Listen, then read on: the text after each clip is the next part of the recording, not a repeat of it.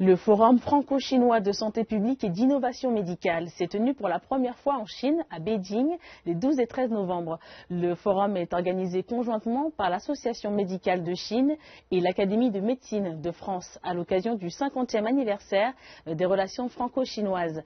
Les organisateurs espèrent organiser cet événement tous les 2 ans et en faire une nouvelle tradition entre les deux pays qui collaborent dans le secteur de la santé depuis plus d'1 siècle déjà.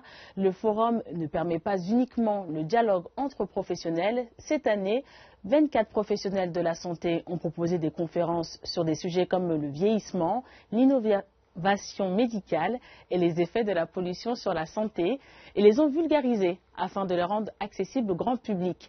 Cela doit aider les peuples des deux pays à comprendre les enjeux de la santé et à améliorer leur hygiène de vie grâce aux conseils dispensés durant les 2 jours que dure l'événement. Et nous avons pu interroger les organisateurs de ce forum. Reportage. Cette conférence sino-française sur la médecine et l'innovation, santé publique, je pense, représente quelque chose de très important dans la coopération sino-française globale, stratégique. Je pense que la santé, c'est quand même la base du développement. Donc cette fois-là, on a choisi 3 sujets. Le vieillissement, oui, et puis l'environnement et la santé, et puis l'innovation, le système de santé, et puis aussi le système de l'éducation médicale.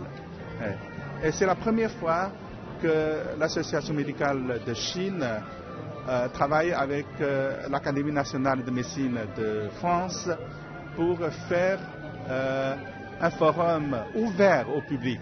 Oui. Donc c'est la communication entre les médecins et puis les gens de toute la société. Je pense que ça va augmenter donc